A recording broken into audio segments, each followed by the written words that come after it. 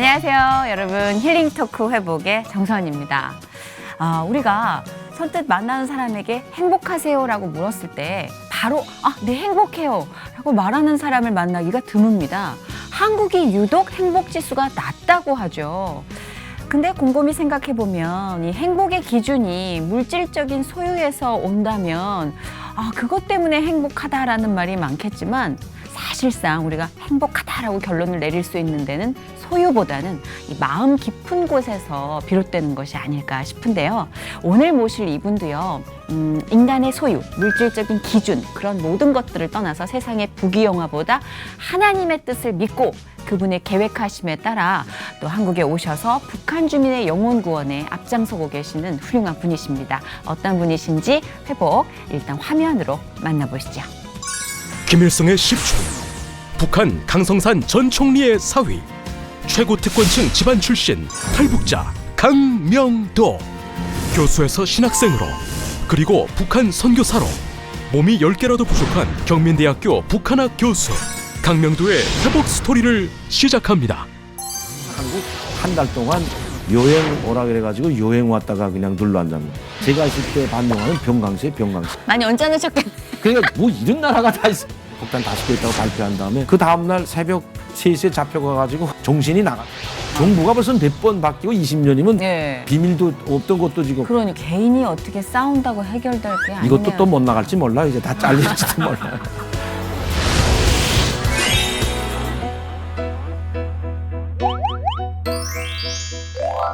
네, 오늘 회복의 주인공 강명도 교수님 모셨습니다. 어서 오세요. 네, 안녕하세요.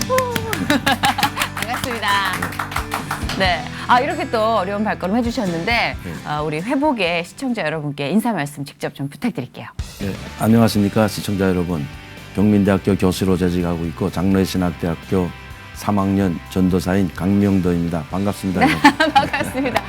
굉장히 독특한 이력입니다. 교수님 그리고 학생이란 직분을 2개 다 겸용하고 계시고 그리고 또 방송도 굉장히 활발하게 출연하고 계시는 방송인이시잖아요.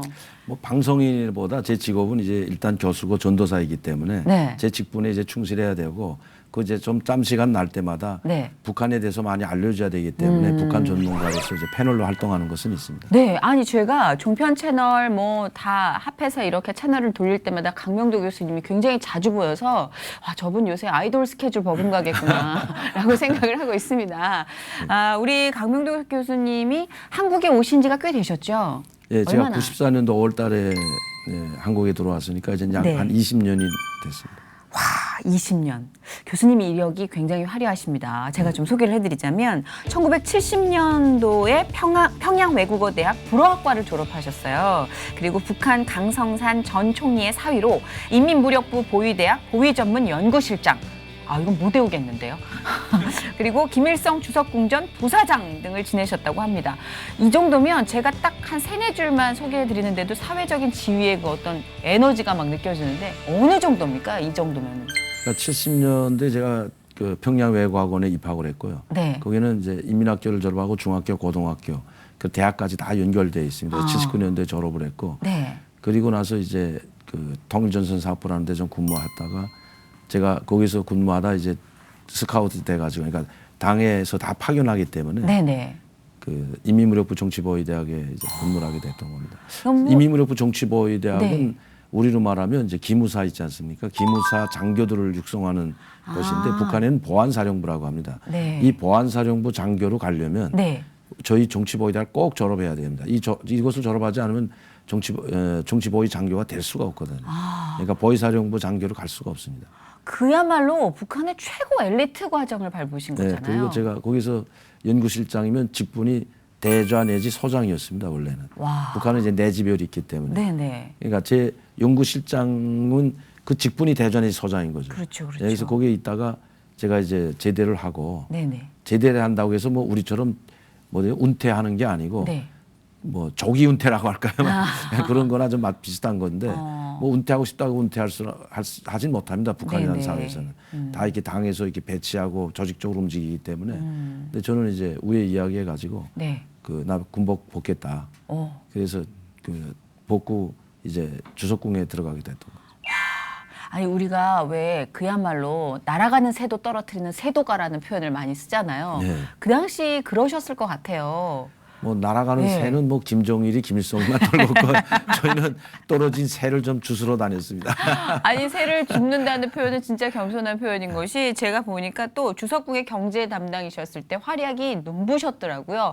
이 엄청난 외화벌이로 또 외화를 엄청나게 버셨다고 그랬는데 이건 어떻게 된 건가요? 그때 사실 북한이 상당히 어려운 시점이었습니다. 네. 93년도, 94년도 상당히 어려운 시점이었는데 네.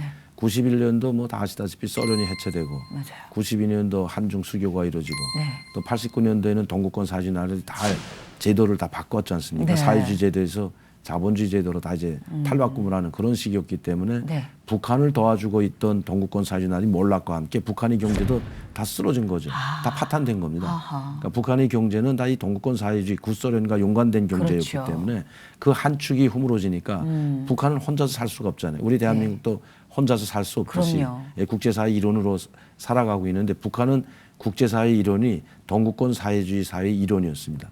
그러다 그 사회가 이제 무너지니까 네. 북한도 경제가 상당히 힘들었고 그래서 이제 무역을 하지 않으면 안 된다. 특히 뭐 자본주의 국가와 무역을 좀 틀려고 상당히 많이 노력을 했는데 네. 그 방법도 모르고 뭐 그 제도상 차이 때문에 이게 그렇죠. 잘 한 발짝 한 발짝 가기가 상당히 힘들었어요. 저희는 그래서 북한은 자본주의 나라를 대상할 때는 일본을 많이 대상했습니다. 그 조총련이 있기 때문에 북한에는 모든 합병 공장 그때 합병 공장들을 많이 들여오기 시작했는데 네. 조총련 산하에 있는 기업가들이 북한에 이제 투자를 해가지고 뭐 식료 공장이든 도로 공사든 그 다음에 이제 그 피복 합병 공장 이런 것들을 많이 이제 했거든요. 네. 그리고 저희도 이제 일본에 있는 조총련 무역하는 분들과 회사 사람들과 함께 이제 일본에서 나오는 뭐 중고 자동차, 중고 승용차, 중고 새 거는 살 수가 없으니까 돈이 없어가지고 아. 중고를 많이 사다가 네. 그걸 중국에 팔았죠. 아. 그러니까 중국은 그때 92년, 93년, 94년도는 네. 상당 지금의 중국이 아니었습니다. 그렇죠. 택시도 부족하고 상당히 열악한 맞아요. 환경이었으니까 우리가 그 일본에서 중고 자동차나 중고 TV나 냉장고를 사서 중국에 팔아도 금방 팔리고 없어서 못 팔 정도였습니다. 그러면 진짜 엄청났겠는데요. 엄청났습니다. 그 보리가. 승용차만 수천 대가 들어갔으니까요. 아니 그런데 그렇게 사회적 지위도 높으시고 국가적인 공헌도도 굉장했던 분인데 무슨 사건이 있긴 있겠다 싶어요. 이렇게 인생이 확 바뀔 정도면. 근데 왜 이렇게 한국으로 오게 되셨는지 저는 좀 궁금해요. 아, 예. 사실 이제는 20년이 됐기 때문에 네. 이제는 말할 수 있다. 이제는 예전에는 말할 수 없었어요. 예전에는 예전에는 그죠? 제가 와가지고 이제 1년 있다가 그 인터뷰한 그걸 과정을 이제 자료로 이제 묶어가지고 책을 하나 내자고 해가지고 네. 95년도 6월 지금 네. 그 현충의 달을 맞으면서 평양을 망명을 꿈꾼다라는 책을 낸 게 있는데 그때 그 책이 첫판이 다 첫판이 다 폐기됐습니다. 한 5천 부가. 왜요? 왜냐면- 국가기밀 때문에. 아니 국가기밀보다 제가 오게 된 경위에 대해서 좀 약간만 구체적인 것도 아니고 네. 약간하고 핵 문제에 대해서 약간 조금 더 이제 써놨댔는데 네. 그것 때문에 이제 문제가 돼가지고 이 책 굉장히 나가지 민감한 못한다. 사안들이니까. 네. 그래서 그때는 이제 안기부였지 않습니까? 네. 안기부에서 통과 못한다 이거 책. 아, 그래가지고 저하고 이제 쇼비하고 또 중앙일보하고도 쇼비하다가 네. 끝내 안 돼가지고 다 폐기하고 새로 했는 거죠. 아 진짜요? 네, 그때- 그 원본이 다시 재판되긴 했습니까? 그냥 원본 그렇게 재판 못했습니다. 진짜요? 지금 다시 책을 쓰고 있는데 이제는 말할 수 이제는 그럼요. 20년이 지났기 이젠 때문에 말해야 됩니다. 네, 근데 궁금해서 미칠 것 같아요. 아니 사실 제가 주석궁에 있을 때 그 대표단 단장으로 저희 무역 일꾼 대표단 무역 대표단으로 네. 뭐 소규모지만 북한은 대표단으로 파견하지 개인이 뭐 공무원이 나와서 그냥 뭐 출장하는 건 없거든요. 하긴. 한 명 보내지도 않거든요. 그렇죠. 그래서 상당히 그때는 민감한 시기였습니다. 뭐가 민감했냐면 이제는 다 잊혀지고 있지만은 1차 핵위기가 94년도 5월 달에 일어났거든요. 그래요? 1차 핵 문제가.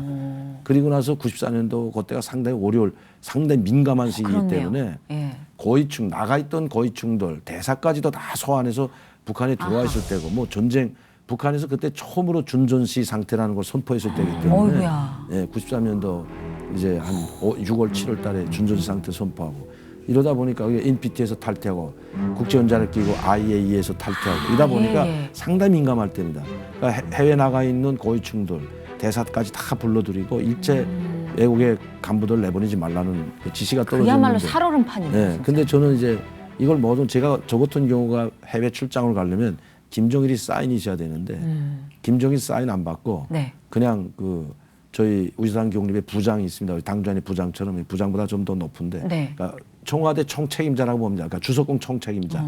그 로명 신상균이라는 부장이 있는데 그 부장한테 이야기하고 총리 사인만 받고 조용히 나왔다 들어가겠다. 그렇게 하고 이제 출장을 나왔는데 네.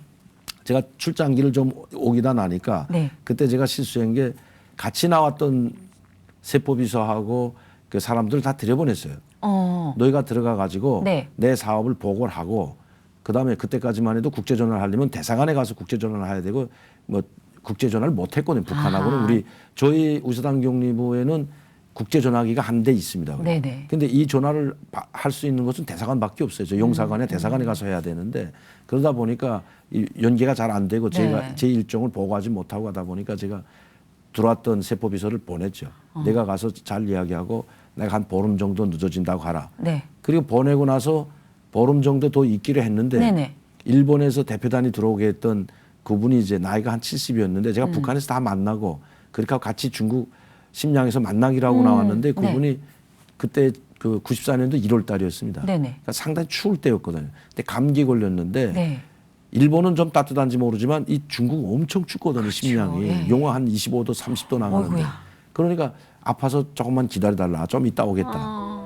그래서 보름 동안만 어, 연장해가지고 어떡해. 했는데 네. 좀 더 기다려달라고 하니까 아 이거 나도 이거 어떡할까 혼자서. 그러나 지금 이렇게 하고 그냥 들어갈 수는 없고. 아하. 그래서 좀 더 내가 모험을 하고라도 좀 더 기다렸다가 가야 되겠다 하고 좀 더 기다리기 시작한 게 보름 더 추가 이게 넘어선 거죠. 보름.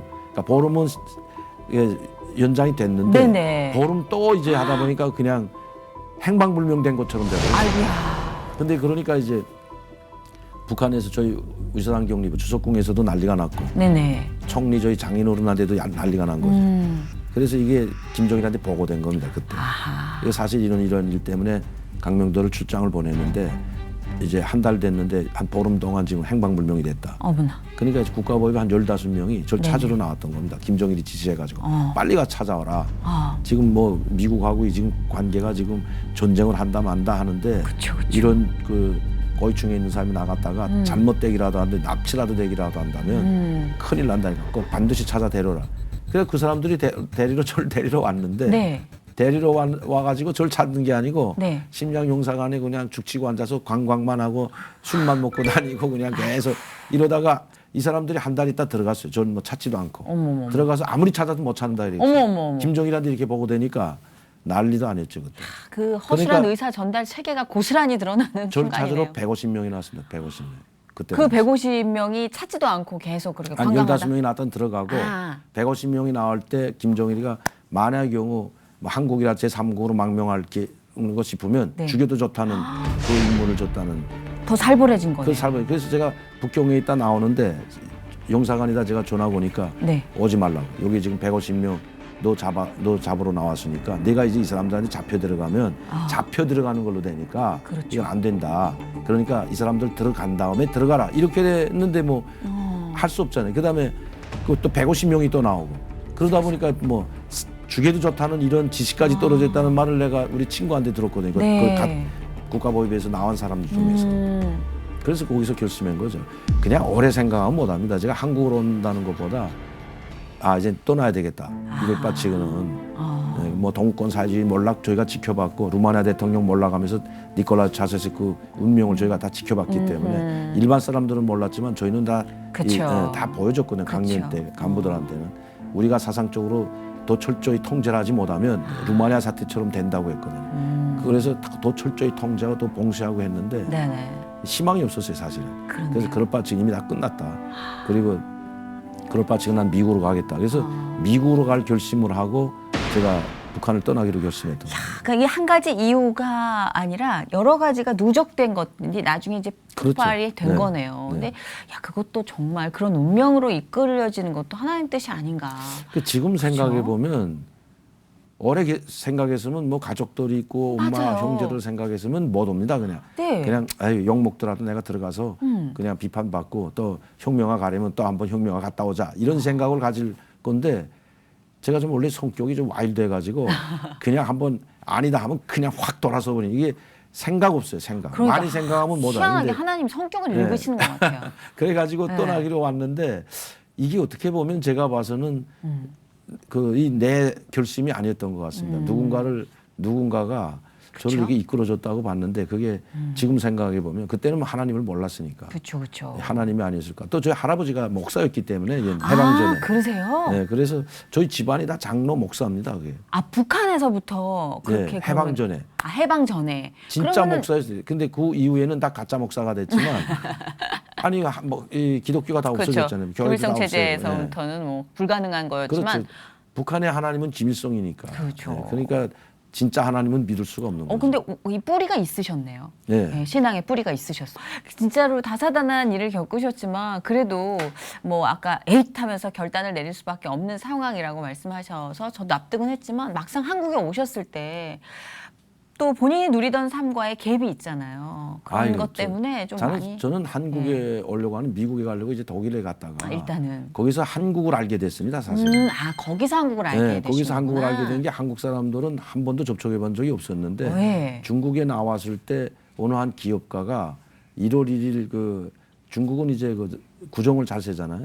구정을 크게 하는데 음력 설 때 이제 연회를 차려줬는데 네. 그 연회장에 제 테이블에 주 조선 연변 자치주 간부들 많이 앉고 한 분 한 분 소개하는데 한국 기업가라고 소개해서 내가 내쫓았잖아요. 그렇게 당성이 높았다고 여기서 그 해. 그 당성이 94년도. 높다는 게 그 표현 맞는 그렇죠. 것 같아요. 예. 남조선하고 나 밥 안 먹겠다 이거 해가지고 내가 나간다기니까 제가 총리사이고 대표단 단장으로 왔으니까 날 못 내보내고 네. 이분이 참 착해서 웃으면서 내가 이 자리 저쪽으로 가겠다고 하면서 자기가 그래서 가더라고요. 와. 야, 나 그게 그때- 첫 시작이었고. 그때 첫 시작. 아주 남조선 감히 어디 남조선 아이가 내 앞에서 이런 생각을 가지고 얼마나 그럴 수 초원이었나 있어요. 봐요. 이 사상 그 교육이라는 4개월 만에 게. 근데 내가 예. 탈출할 결심을 한 거 봐요. 희한하네. 그리고 나서. 진짜. 그리고 나서 한국에 대한 거는 전혀 몰랐어요. 한국에 대해서 안다는 것은 다 나쁜 쪽으로만 알고 저희가 그렇겠죠. 보이부에 있고 주석궁에 있었지만은 한국에 대해서는 다 나쁜 쪽으로만 알고 있었습니다. 그렇게밖에 알 수 없는 거예요. 그때까지만 지금처럼 뭐 한류 드라마가 들어가고 한류 열풍이 들어가고 드라마 보고 뭐 아이돌 그 네네. 노래 가수 들어가고 다 들어간다면서요? 그거 보고 하는 사람들이 상대 말씀 젊은 사람들은 그래요? 지금 최고네요. 왜 그러냐면 우리 드라마 보면 그거야말로 행복한 세상이거든요. 예. 그 드라마 안에서는 다 야, 잘 저게는 살잖아요. 다 저럴까? 네. 야, 저게 한번 살아보고 싶다. 이래서 젊은 사람들이 탈출한 사람들이 상당히 많아요. 오. 예. 그런데 제가 있을 때까지만 해도 그런 드라마는 본 적이 없고요. 한국 노래는 많이 들었지만 노래라고 해서 한국 사회를 다 설명하지 못하거든요. 노래는 사실 유행가라는 네. 그건 많이 들었습니다. 뭐 비디오로 영화도 조금 봤지만 제가 있을 때 반 영화는 병강세. 그리고 와서 오히려 그 테이프가 되게 변가 이런 테이프들만 이렇게 많이 들어와가지고 많이 언짢으셨겠네. 그러니까 뭐 이런 나라가 다 있어. 아니 이렇게 뭐 이런 걸 영화로 다 한다고. 그러니까 오히려 더 좋은 인상이 될 수가 없어요. 그렇네. 지금처럼 뭐 왜 하필 시기 뭐 병강세 이런 아니 그런 93년 94년인데 제가 북한에 있을 때까지 94년도 초까지 있었기 때문에 그때 93년도나 92년도 북한 뭐 노래를 듣던지 네. 아니면 영화를 보는 건 다 80년대 초에 나왔던 영화 노래였습니다. 제가 지금 보니까. 그렇군요. 예, 그러니까 지금처럼 빨리빨리 들어가는 그런 시스템도 없었고 하긴. 지금 뭐 USB나 압록강은 금방 kum방근데 USB와 압록강 정말. 그때는 없었어요. USB가 뭔지도 모를 때인데요. 그렇죠, 그때. 그렇죠. 그러니까 80년대 초에 나왔던 영화들이 90년대 봤다고 제가. 그러니까 상당히 비데오로 그것도. 아, 야, 무슨 난 여기 와서 내가 걸식도사를 찾는데 없더라고 영화. 걸식도사요. 걸식도사라고 아주 이제 무협지 영화 비슷한 건데 한국 영화인데 제목이 걸식도사. 그거 아무리 찾아올라 해도 없더란데 언제 찍은 건지 모르지. 저도 처음 들어봅니다만 예. 병강세는 유명하니까 워낙 그쪽으로는. 근데 진짜 문화적 충격으로 인해서 좀 그런 선입견이 더 두터워졌을 그러니까 법도 저희가 하겠어요. 이제 망명하겠다고 결심하니까 네. 저희 친구들이랑 저희 친지들이 다 그러면 절대 한국은 가지 말라. 미국은 가라. 이래. 그러니까 지금도 네. 제가 보면 왜 북한의 고위층들이나 북한 모든 사람들이 미국을 원하는지를 알아야 됩니다. 왜 우리하고는 회담을 안 하려고 미국하고만 하려고 왜 하냐. 그래요? 이 한국은 아직도 미국의 식민지라는 그 개념이 아직도 있어요, 북한은. 한국이라는 건 미국이 하란 대로 한 나라니까 차라리 너하고 안 하고 미국하고 해결하면 여기는 자동으로 해결되니까. 우리가 어디 가가지고 싸울 때 사장 나오라 그래 이런 거. 경수로 같은. 보십시오. 한국하고는 안 해서 미국하고 하니까 뭐 여기는 다 해결해 주니까 항상 그러니까 저희가 지금은 좀 많이 달라졌지만 제가 있을 때까지만 해도 한국은 안중에 없고 오직 뭐인가 하면 미국에 가야 되겠다. 그러니까 저도 이런 사회를 모르니까 한국이 좋은 사회를 모른다는 걸 모르니까 지금처럼 진짜 한국이 정말 제 혼자서 갈 수 있고 이제 경제 10대고 그런 걸 모르다 보니까 미국으로 가야 되겠다. 손을 잡아도 좀 센 사람하고 잡아야 되겠다 해가지고 뭔지 느낌은 알겠어요. 미국으로 가려고 했던 거죠. 그래서 또 독일. 그게 독일까지 가셔서? 갔는데 힘들게 독일까지 갔어요 사실. 근데 진짜 그렇게 배척하는 마음도 강했죠. 그리고 당연히 한국이 아닌 이제 미국, 독일 이런 루트를 선택하셨죠. 한국 사람 만날 수 없는 상황에서 그 테이블에서 한국 사람 만나셨죠. 이거를 네. 저는 진짜 운명이라고밖에 말할 수가 그리고 없는 독일 거죠. 가서도 제가 한국 분들 만난 게 독일에서? 교회 가서 만났던 거예요. 교회를 항상- 가셨어요? 그러니까 독일에서? 독일에 이제 프랑크푸르트 있다 이제 미국 사람들 만나가지고 이제 네. 거기서 또 이제 그 대사관 사람들 다 만나고 북한에 대해서 이렇다 북한이 지금 북한이 핵 문제를 지금 이제 해결 하지 못하면 영원히 해결 못한다. 왜냐하면 그때 김일성의 지시가 뭐였냐면 우리가 한 발 뒤로 물러서고 네. 모든 걸 다 그 자기네들이 발톱을 감추자. 그리고 모든 걸 미국이 요구하는 대로 수용을 다 하자. 1차 후퇴를 하자. 그리고 이 난관을 극복하고 우리가 핵무기 10개에서 20개 정도 만들 때까지는 일체 다 중지하는 걸로 하자. 그래서 뒤에서 만들었던 거니까 그걸 다 이야기해 줬죠. 지금 해결 못하면 영원히 해결 못한다. 지금은 거짓말이다. 이게 다 앞으로 이제 두고 보면 알겠지만 지금 해결해야 된다. 그걸 지금 나중에 다 북한은 말씀해 주신 거예요. 그때 그때 그 당시. 93년도 그때 4년도 3월달 독일에 가가지고 미국 대사관에서 이제 특사 대통령 클린턴 대통령이 보낸 특사 만났거든요. 이제 국무부에서 보낸 특사를 네네. 만나가지고 이 이야기를 쭉 하고 제게 자료 있던 거 다 주면서 예. 지금 해결하라. 지금 해결하면 좋기다. 왜 북한은 연유 한 방울도 없고 전면전도 안 일어나고 전면전 일어날 수 있는 그 조건이 하나도 없다. 지금 아무 다 쓰러졌다 지금. 그러니까 지금 영변 핵단지를 너희도 당신들이 이야기했던 폭격하든지 아니면 뭐 회담을 강하게 가면 할 수밖에 없다. 모든 걸 다 할 거다. 그런데 그렇게 한다고 했거든요. 그런데 안 하더라고요. 그래서 너희도 못 믿겠구나 하고 거기에서 있던 호텔에서 나와가지고 그분들이 잡아줬던 호텔에서 네. 나와가지고 프랑크푸르트 와가지고 제가 운해 교회라는 그 한국 교회 집사가 운영하는 모텔에 있었습니다. 네. 독일어가 안 되잖아요. 네. 불어로 호텔에서는 불어로 좀 통하는데 맞아요. 불어 불어 가지고 계속 움직였는데 네. 그러니까 독일도 불어는 통합니다. 호텔이나 뭐 택시나 다 통했는데 그리고 하니까 불편하잖아요. 그래도 네. 그래도 이제 보니까 뭐 그레이스 모텔 해라서 한국말로 써놨더라고요. 그래서 그 집에 올라갔는데 네. 한국말을 하니까 얼마나 그때는 조선말이죠. 조선말. 저희는. 그렇죠. 조선말을 하니까 얼마나 반갑던지. 그래서 거기에 이제 요장을 풀고 거기에서 이제 어떻게 할 것인지 대책을 내가 혼자 이제 구상을 하고 있었는데 네. 예, 그러다가 그분들이 자기네 교회 제가 이제 저는 북한 사람인 줄 몰랐어요. 그 사람. 조선족인 줄 알았어요. 어허. 북한 말씨가 조선족하고 비슷하거든요. 아, 예. 예, 그러니까 조선족인 줄 알고 제가 조선족이라고 했더니 출장 왔다고 했더니 자기네 교회 한번 놀러 가자 그래서 그때 가서 교회 보고 거기서 제가 이제 한국 분들이 상당히 착하고 다 아주 점잖고 아주 네네. 지적이고 그래서 제가 내가 생각했던 한국 사람 저희는 외국에 나와 있는 한국 사람은 다 네. 국가안전기획부 안기부 다 요원들로 이제 교육을 받았기 때문에 일체 접촉하지 말라 그래가지고 요원이었군요. 한국에 나오는 외국에 나오는 한국 분들은 다 요원인 줄 알았어요.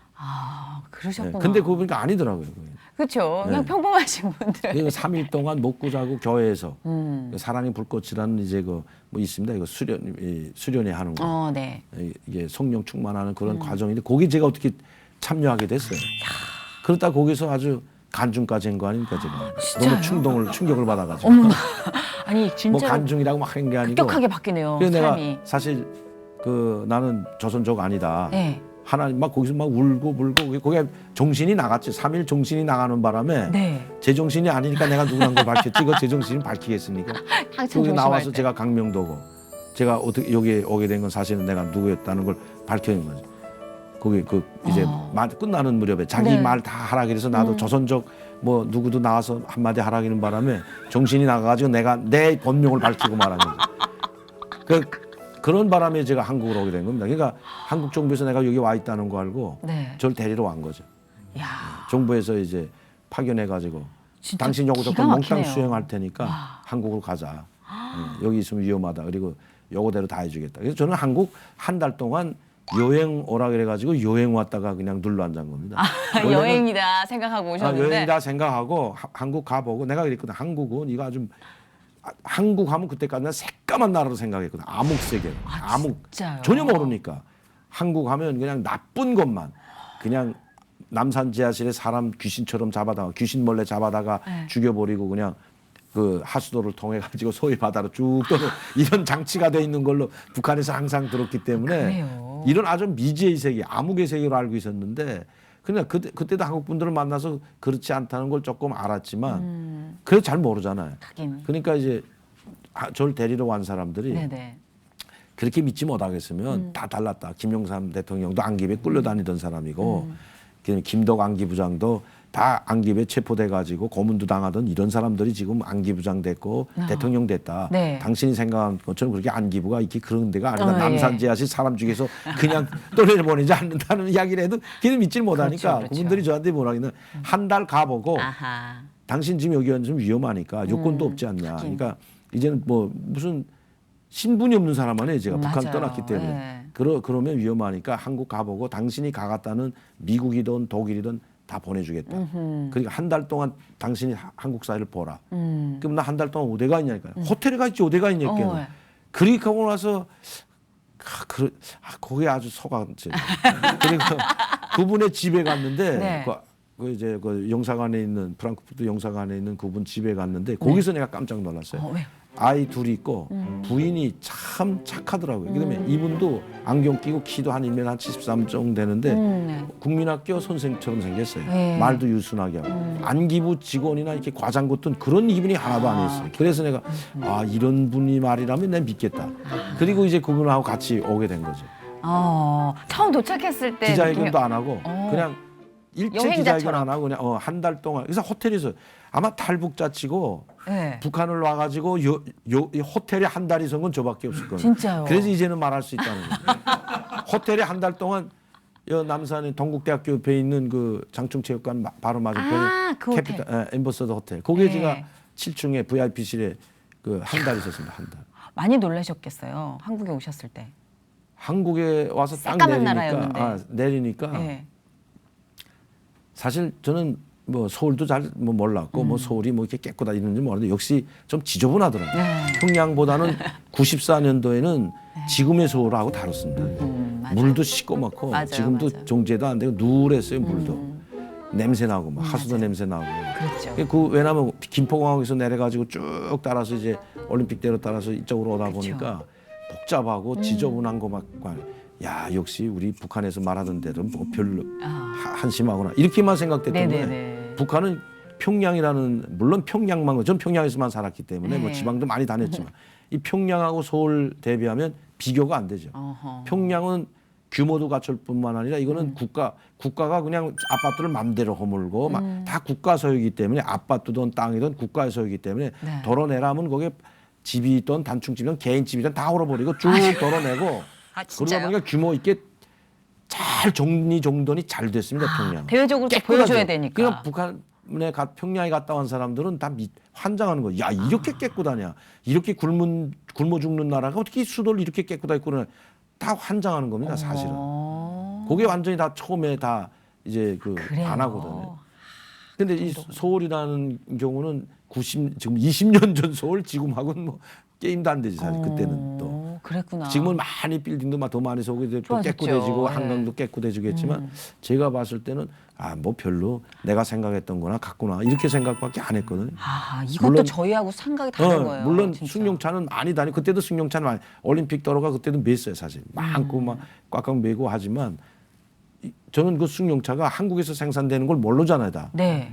현대하면 뭐 한국말로 현대라고 쓰는 것도 아니고 그냥 있지 뭐 해면 다 네. 외국에 찬 줄 알았지. 그랬구나. 그러니까 이 한국의 경제 상황을 잘 모르고 하다 보니까 이게 서울이다 하고 내가 항상 그 암흑의 서울이라고만 배웠던 모략의 서울이라고 했던 이 서울이 바로 서울이로구나.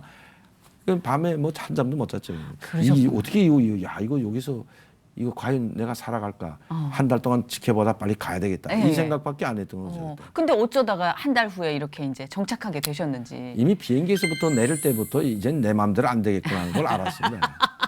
예. 그때 벌써 저를 데려와서 유순하던 사람들은 싹 없어지고 홈상국계 생긴 사람들 한 15명이 나와가지고 모셔라! 뭐 하면서 무슨 오. 이게 무슨 그 땅 뭐라 할까 이거 차도 아주 좀 지금 말하면 조직폭력배 비슷하게 움직이더라고요 그 사람들이.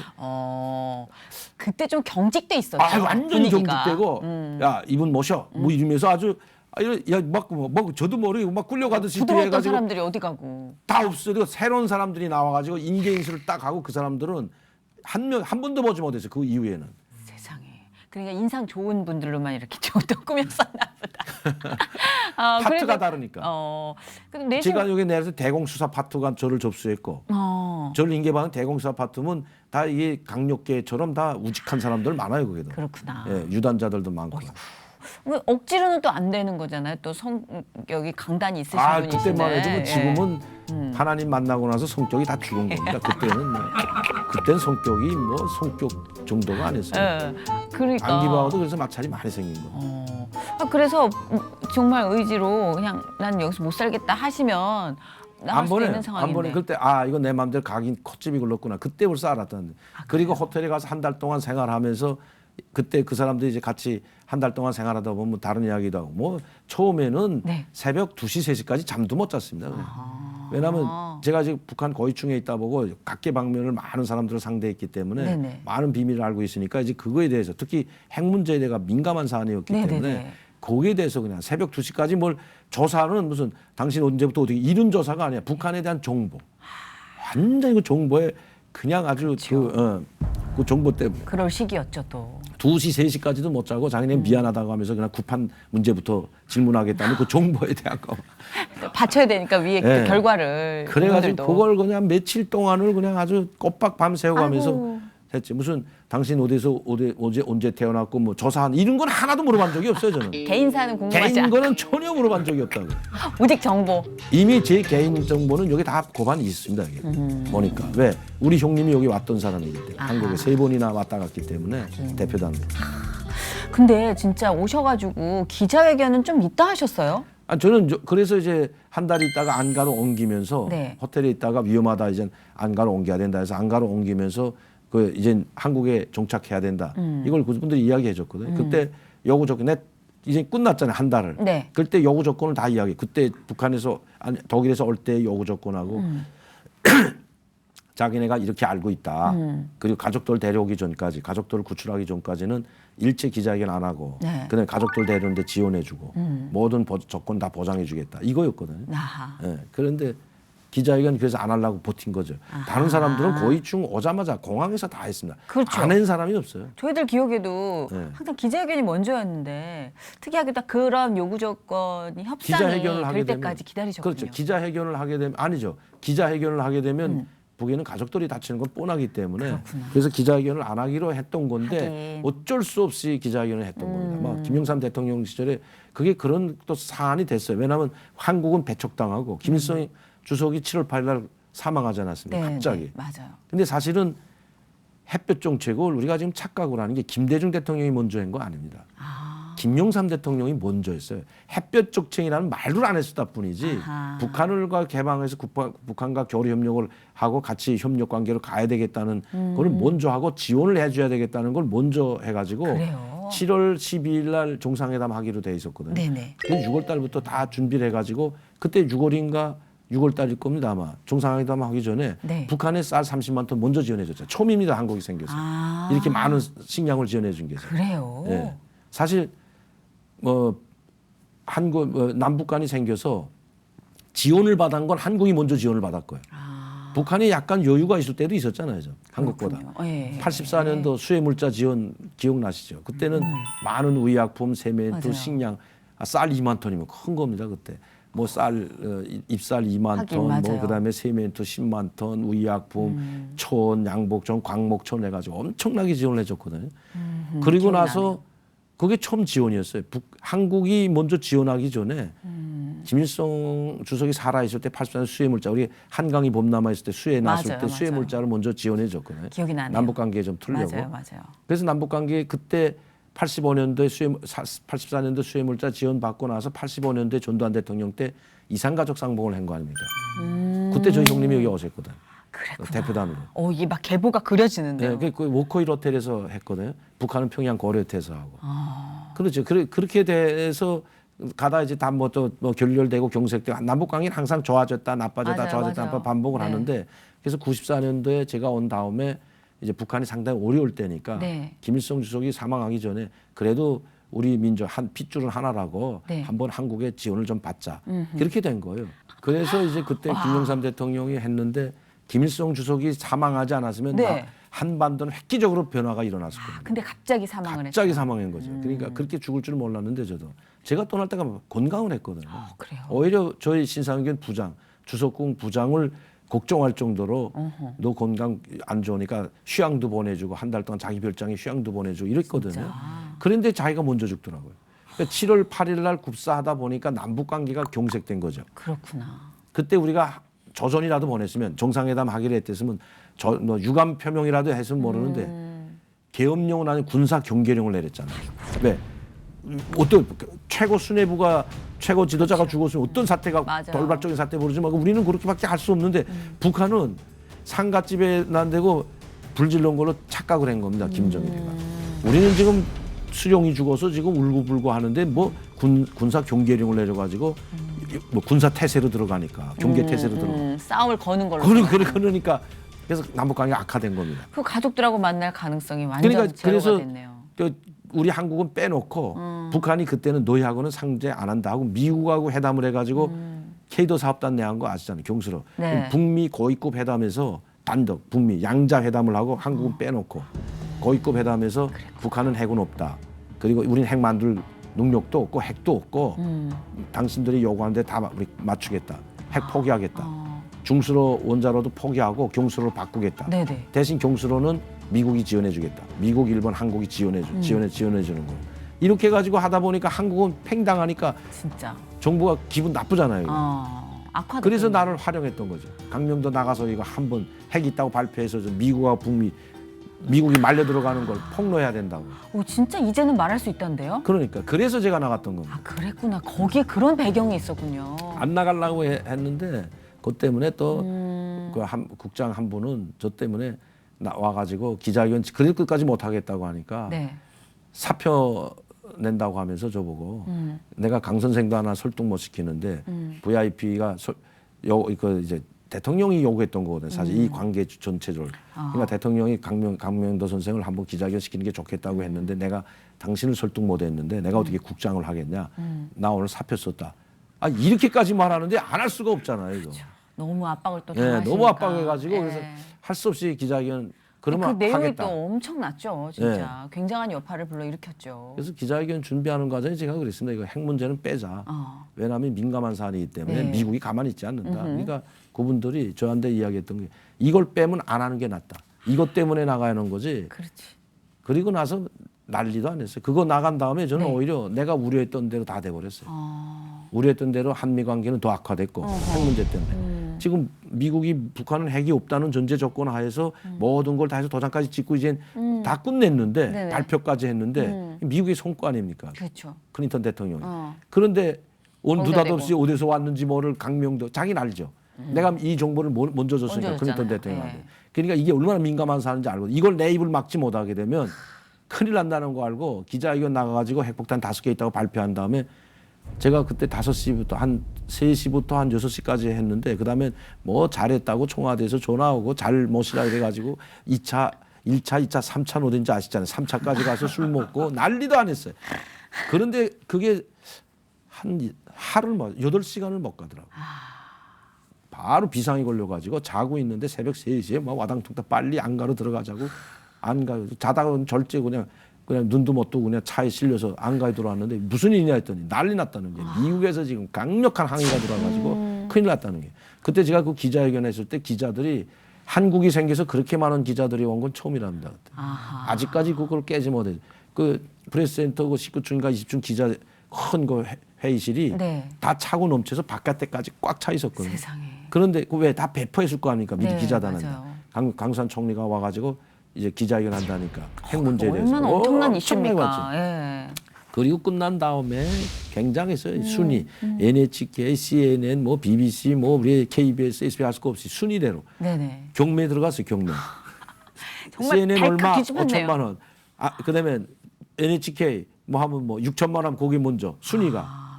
그다음에 이거 빨리 이제 후속 조치 뭐인가 기자회견 핵폭탄이 어떻게 됐고 왜 이렇게 5개를 만들게 됐고 5개는 어디에 보관돼 있고 이 원료는 어디서 났고 네. 그걸 어디서 알았고 이걸 다 이제 계속 기자회견들 계속 후속으로 나가려고 해서 뚝 밝혀야 될 거 아니에요. 네네. 내가 어디서 들었는지 이거만 밝혔기 때문에 그 후에 이제 북한의 핵 문제 어디까지 왔는지 이 그렇죠. 상당히 궁금하잖아요. 그게 중요하죠. 플루토늄은 어디서 나서 5개를 했는지 이게 중요하기 때문에 네. 그건 이제 앞으로 기자 인터뷰에서 그러니까 돈을 그냥 왕창 거는 거죠 사람 그럴 때.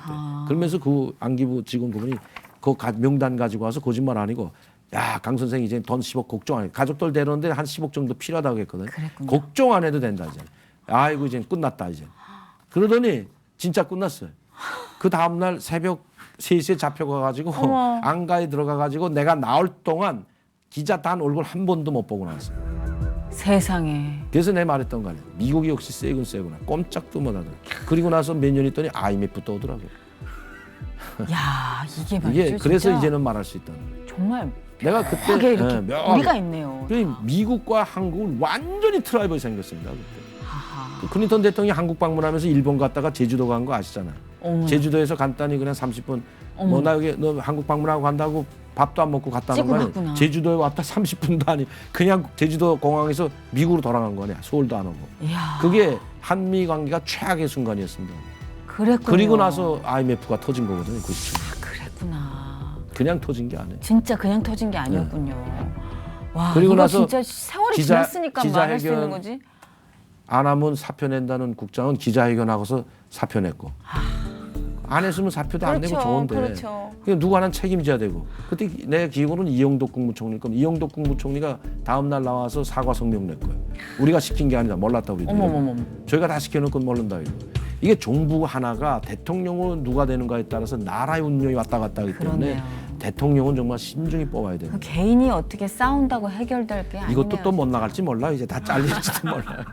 근데 이 아니, 말을, 이제는 말할 수 있다 아니, 이 아니에요? 말을 20년이니까. 채널 A에서 내가 한번 했어요. 간단히. 그러니까요. 예. 네. 그건 진짜 그야말로 우리가 지나온 이미 어떤 다 흔적이니까. 정부가 벌써 몇 번 바뀌고 20년이면 예. 비밀도 없던 것도 지금 그러니까요. 아니 정상회담 한 것도 비망록도 공개하는데 무슨 나 같은 스토리가 무슨 그러니까. 큰 아, 근데 너무 큰 사건이어서. 네. 와, 근데 진짜 그러니까 제가 스트레스 받으니까 자살까지 하려고 했던 거예요. 옆에 자동 소총 딱 들고 여기가 바로 남사구야식이구나. 국가안보 그 끝은 어딘가. 그냥 애기가 계속 생겨. 에라 모르겠다고. 근데 그 아이 때문에 내가 변화됐던 지금까지 걸어왔던 인생은 하나님께 맡겨버리고 하나님의 삶을 살아야 된다. 예수님의 네. 삶을 살. 이제는 더 이상 불쌍한 북한 동포들을 버리지 마옵소서. 하나님 이제는 북한 동포들을 사랑으로 안아주세요.